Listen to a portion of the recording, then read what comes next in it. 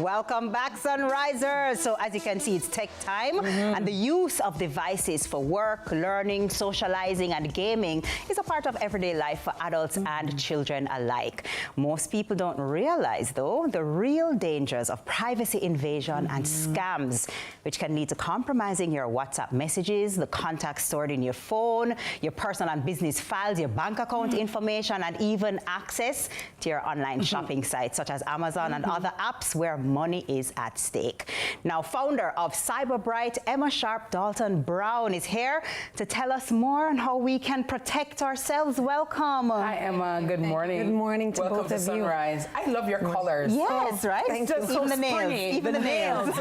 Like, no, Emma, I love purple. Yeah. I love green. So no, you're hot this morning, Emma. Let me tell you. Yes.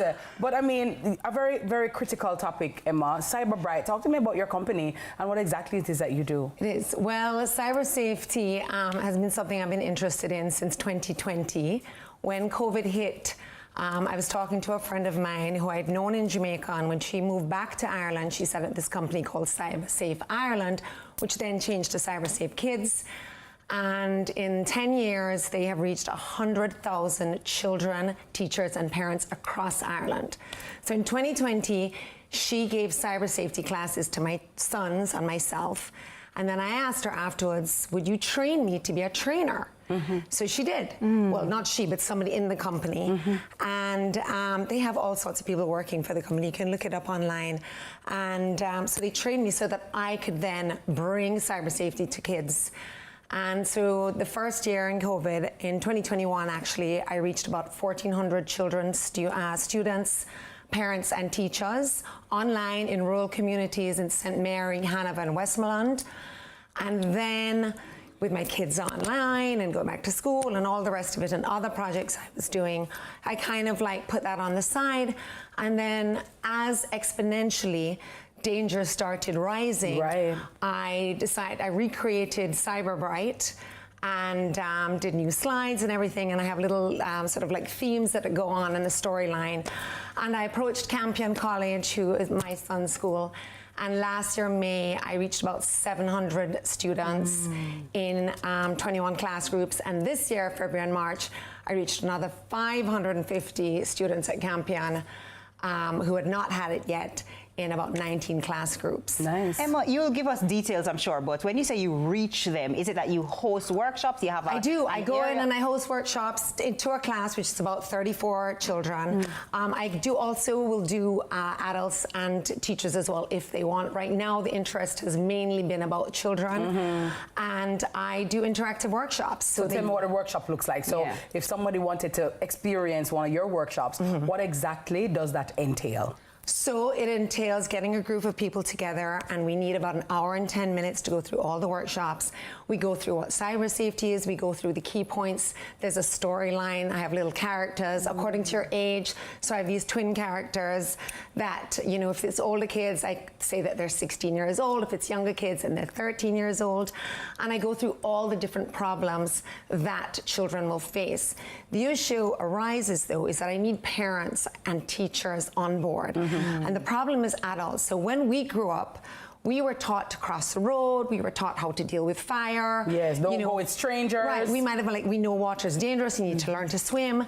So we were not taught how to use online. So we don't know that we're to teach our children. Yes. So basically, we're all kind of like feeling ourselves around in the dark, feeling our way around in the dark. And I'm hoping, my hope is that Gen Alpha and Gen Beta were just born this year, 24, right? 25, yeah. So I'm hoping that with that generation, at least, when they come to have kids, it will be a natural thing that kids are learning from a young age. Because basically, from the age of 1 up to the age of 99, you are essentially exposed to the exact same things online. Wow. Well, right? You know, Emma, sometimes it's the children who are actually teaching the parents how to use online because they're so much more, But that's how to use like the actual sort of ins and outs, and not the sort of social responsibility of it and the dangers. Does that make sense? Yes. Because when you're safe up in your bedroom, right? You think your kids are upstairs, you're like, oh, they're safe. Yeah. Right? You don't want them out at a party. They're safe upstairs. Yeah, but they can be just in danger. They're that probably more so. Or so if you have, if your child has access to the online world, The online world has access to your child, right? And internet is basically real life on steroids. Yes. That's literally what I tell my students. And not only just people in the country, but people outside of the country. All over the world. May have different backgrounds and all of that. All over the world. But Emma, for a parent watching right now, or an adult watching right now, a teacher watching right now, what are some basic things that we should take into consideration when teaching our children about cyber safety? So number one is no devices in bedrooms. Oh, right? Why not? Because the door is closed, you don't know what's going on, right? They could just be saying they're working. When you go to sleep at night, you don't know if your child is getting up and taking the laptop out, taking the iPad out, taking the phone out, right? And so the best thing to do is to keep the devices out of bedrooms and keep them where you know where they are and they are safe. So at night your kids can't sneak and get them. Okay. And so that is a rule I've always maintained. All school work is done outside the bedroom. Any tablets, any phones, everything is outside the bedroom where we can hear, where we can see, we can keep an eye on you. So that's number one. They have parental controls, which are great. Family Link for Android. And then Apple also have a parental control. You can control the hours, you can control downtime, you can control certain apps and the time see their limit. history. You can see history, right? But children can always get around it. If you ban an app on their phone, they can always go into a different browser and get it. So the key is to have a conversation with them and why it's important. What about those parents who then say, Emma, you know what, it's true, Emma, I'm not going to allow my child on the internet. I'm not going to allow my child with a tablet or a phone. Is that sustainable? I disagree with that completely. Because the internet is for learning, it's for fun, it's for socializing and gaming, and we are using that now. It is part of life. We need to accept it, right? It is better to educate people. It's a little bit like saying, well, you know what, I'm never going to have my child around water. So they're never going to learn to swim. I'm never going to put my child around fire. So they're never going to know that I don't need to teach them about the heat of a fire. I don't want them ever crossing a road, ever. They're going to just drive in a car or stay at home or stay at school. So I'm not going to teach them. That's so unrealistic. It's actually dangerous. Yes. Right? So there's wonderful things. There are wonderful things and fun things and silly things. There's now this ice challenge that's going on, which has happened before, but it's now, I think it's USC Mind. And it's a little bit, fun and frivolous and everything. And there is meant to be a cause, and it brings awareness to a mental cause. Right? But a lot of it is fun. And you can't really stop your children from doing that. So I disagree with banning them from doing it. All right, that's for the parents and the adults. Speak to now the child who is like, what do you mean? I just go online, I go on Snapchat, I go on TikTok, I go on all these things, and I'm fine. What do they need to look out for? I give them live scenarios. I give them a scenario with my characters, and I ask questions. So rather than forbidding somebody or telling them, you ask them, what do you think? And then they answer and they interact in the class, right? And then I say, well, actually, this is this. And they're like, huh, why? And then I'll give them a reason, and then they're kind of like shocked. A little bit like SnapMap on Snapchat. What's that? SnapMap is basically you share your location on Snapchat, but you can see where everybody is. And you can see the little Bitmojis, and you can see where. So on my son, he has Snapchat, my eldest son, but he does not share his location. But I can see where his friends who do share their location are, down to the exact pinpoint. Now, Snapchat will follow you wherever you go. They can predict what mode of transport you use because of the speed you are traveling. And you can follow somebody for years, for months and years, and know so much about that person or about your friends, that if you were to go and try and con someone, and you give all this information about their friends, they believe, because they're like, there's no way they'd know that Jane or John or Chloe, so how do they do that though, Emma? Because on Snapchat, all you need to do is sharing location. So one of the things I tell children: do not share location ever, except for Google Maps when using and Waze when using, and that's it. And maybe weather app if you want. So sometimes when these things, I don't know if you know, TK, when you're on the phone, they will pop up and ask you to share your location or share your photo. They want access to your. Nobody needs to know your family. If you have a Live 360 app where your immediate family, you're 4 or 6 of you in your immediate family, and you want to know for safety, that's one thing. No, but you don't share it with your friends or anybody else. Nobody needs to know your location. Nobody.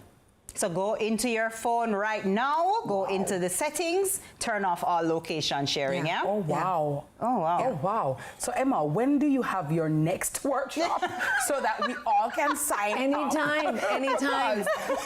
Emma, teach Right? something. It's coming like you want to join the class. Yeah, I want to join the class because especially as a parent too, we need to learn so we can also teach. And the technology changes so much, and what I find very strange is that sometimes you'll get a phone and all these things are enabled automatically once you have the phone. Yeah, so you have go to through your go phone, in right. and turn things off. Absolutely, into settings and turn things on, so, you know, push notifications and background app refresh, all of those things. I mean, there's a plethora of different things to protect yourself.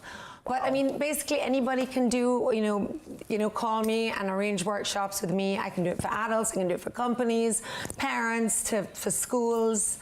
But I really want to bring it across Jamaica. My dream is for it to go into the curriculum. I really, really believe that this is something that is needed because this is here to stay. Yeah. And also, I think a good way to sort of bring it to the forefront is through media. Absolutely, that's why you're answering, right? Well, Emma, thank you so very much. How do we reach you? How do we contact you for a workshop? EmmaSharpTV@gmail.com. All right. So that's EmmaSharpTV@gmail.com. All right. Emma is very sharp, like a guillotine. That's important. I like it. Because, TK, there are many things that we're not contemplating, you know. And, you know, a lot of us innocently, we post a picture or we share a location, and you're not even thinking about the implications or how detrimental it might be. So I'm very happy that you've brought this to the fore, Emma. CyberBright it is.